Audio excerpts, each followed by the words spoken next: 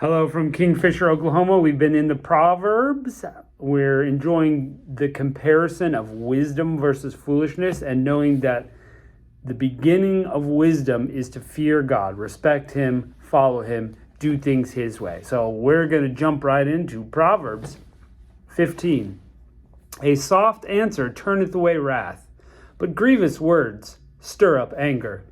The tongue of the wise useth knowledge aright, but the mouth of the fool poureth out foolishness. The eyes of the Lord are in every place, beholding the evil and the good. A wholesome tongue is a tree of life, but perverseness therein is a breach in the spirit. A fool despiseth his father's instruction, but he that regardeth reproof is prudent. In the house of the righteous is much treasure, but in the revenues of the wicked is trouble. The lips of the wise disperse knowledge, but the heart of the foolish does not so. The sacrifice of the wicked is an abomination to the Lord, but the prayer of the upright is his delight. The way of the wicked is an abomination to the Lord, but he loveth him that followeth after righteousness. Correction is grievous unto him that forsaketh the way, and he that hateth reproof shall die. Hell and destruction are before the Lord. How much more then the hearts of the children of men? A scorner loveth not one that reproveth him, neither will he go into the wise.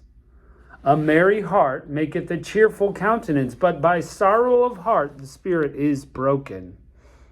The heart of him that understandeth seeketh knowledge, but the mouth of fools feedeth on foolishness. All the days of the afflicted are evil, but he that is merry of heart hath a continual feast. Better is little with the fear of the Lord than great treasure and trouble therewith. Better is a dinner of herbs where love is than a stalled ox and hatred therewith. A wrathful man stirreth up strife, but he that is slow to anger appeaseth strife.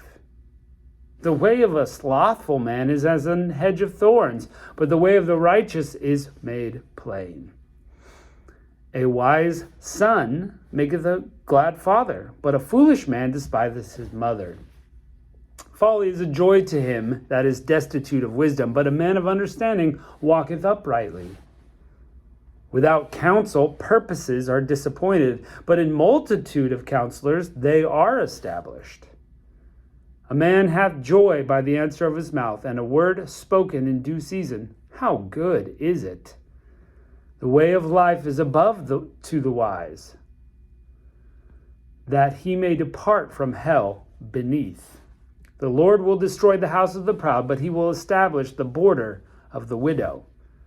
The thoughts of the wicked are an abomination to the Lord, but the words of the pure are pleasant words. He that is greedy of gain troubleth his own house, but he that hateth gifts shall live.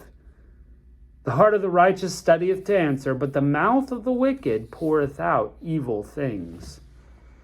The Lord is far from the wicked, but he that heareth the prayer of the righteous.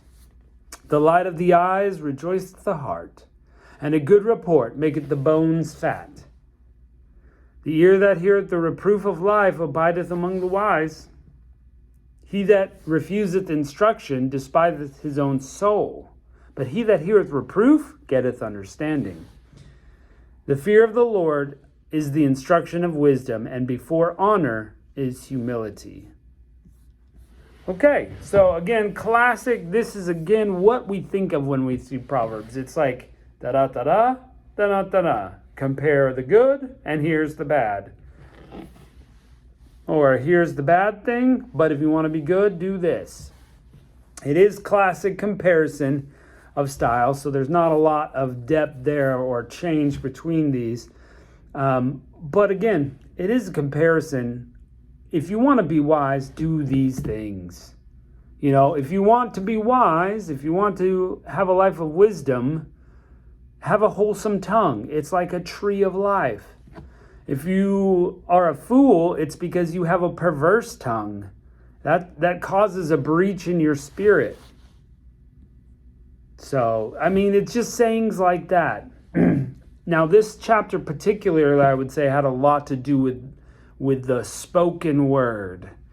How is it that your words and the things you say denote whether you're a fool or a wise man? And this chapter is kind of all about that. So that was interesting to me to kind of pick up that train of thought that was going there. And of course, in this one too, lots of great and well-known proverbs. Yeah. I'm trying to find one. You say that, I say that, and then it's hard to see it again. But nevertheless, they're in there. A couple that just came through my mind that I recognized. So anyway, this is great. Again, you're just like drinking from a fire hose of wisdom. Reading one of these every day, one chapter a day, and just getting all that wisdom in your life. Such a good plan. I should be more diligent about it. Maybe I'll add it to my reading plan. I don't know. Because it's just so good. So good. Okay. So here we go. We'll jump into Proverbs 16. The preparations of the heart in man, and the answer of the tongue, it's from the Lord. All the ways of man are clean in his own eyes, but the Lord weigheth the spirits. Commit thy works unto the Lord, and thy thoughts shall be established. The Lord hath made all things for himself, yea, even the wicked for the day of evil. Everyone that is proud of heart is an abomination to the Lord. Though hand join in hand, he shall not be unpunished. By mercy and truth iniquity is purged, and by the fear of the Lord men will depart from evil. When a man's way pleases the Lord, he maketh even his enemies to be at peace with him. Better is a little with righteousness than great revenues without right. A man's heart deviseth his way, but the Lord directeth his steps. A divine sentence is in the lips of the king. His mouth transgresseth not in judgment. A just weight and balance are the Lord's. All the weights of the bag are his work. It's an abomination to the kings to commit wickedness, for the throne is established by righteousness. Righteous lips are the delight of a king, and they love him that speaketh right. The wrath of a king is as messengers of death, but a wise man will pacify it. In light of the king's countenance is life, and his favor as are the cloud of the latter rain. How much better is it to get wisdom than gold, and to get understanding is rather to be chosen than silver. The highway of the upright is to depart from evil. He that keepeth his way preserveth his soul. Pride goeth before destruction, and a haughty spirit before a fall. Better it is to be of a humble spirit with the lowly than to divide the spoil with the proud. He that handleth a matter wisely will find good, and whoso trusteth the Lord, happy is he. The wise in heart shall be called prudent, and the sweetness of the lips increaseth learning. Understanding is a wellspring of life unto him that hath it, but the instruction of fools is folly. The heart of the wise teacheth his mouth, and addeth learning to his lips. Pleasant words are as an honeycomb, sweet to the soul, and health to the bones. There is a way that seemeth right unto a man, but the end thereof are the ways of death. He that laboureth for himself, for his mouth craveth of him. An ungodly man diggeth up evil, and in his lips are a burning fire. A froward man soweth strife, and a whisper separateth chief friends. A violent man enticeth his neighbor, and leadeth him into a way that is not good. He shutteth his eyes to devise froward things. Moving his lips, he will bring evil to pass. The hoary head is a crown of glory, if it be found in the way of righteousness. That means, like white hair, the old head, the aged. He that is slow to anger is better than the mighty, and he that ruleth his spirit than he that taketh a city. The lot is cast into the lap, but the whole disposing thereof is of the Lord. Hey, some super famous ones right at the end here.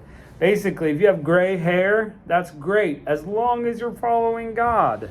That's no surprise there. There's all sorts of passages basically over and over and over. Follow God, follow his ways. He's wisdom. He'll make your life great. He will bless your life. If you haven't got that point by now, time to read the Proverbs again. Slow to anger is better than mighty. The lot is cast into the lap, but its decision is from the Lord. That's super famous. And pride goes before destruction, or pride goes before the fall. We hear that a lot in America. Ooh, ooh, ooh, ooh, right from the scripture. Yeah. Pleasant words are as an honeycomb, sweet to the soul and health to the bones. You know, there's power in words. Some people are really words people, and this is a good one to remember, is to help build them up, because it just seeps into them and it's sweet like honey. At the beginning, it was like your interaction with God. I thought that was interesting. Commit your works to the Lord. The Lord made all things for himself. It's really talking about man's interaction with God. So that's a little bit different than previous chapters. I like that. And then there was a whole section about the king. How do you interact with a king or a ruler? That's good to know. Okay, you might not have a king, but you have a boss or a supervisor, and, you know, maybe you can glean some wisdom on how to interact with them based on Proverbs here. I mean, this is all practical. You know, if I want a pleasant home life that's sweet to the soul, I should use pleasant words. I should be kind with my mouth. You know, and just think about that in life. If everybody was kinder with their mouths, everyone would be much happier. I mean, it's just a small bit of Proverbs, but so true. So true. Of course it's true. Of course it's true. Of course it's true. But you see what I mean. Very applicable right away. So anyway, loving it. Great. And hope maybe you're like me and you're going to start putting Proverbs back into your reading plan. Again, if you did, today is, you know, let's say today's the 5th. So I should be reading Proverbs 5. And then the next day, it's the 6th. So Proverbs 6. And all the way through, when we get to the end of the month, just start it over and just soak that wisdom in. So there you go, a challenge for you. You might have done it before. You know, I've done it before, but I got out of the habit. So I'd like to do it again. Okay. Well, thanks for joining us today. It's been fun, and we'll catch you next time.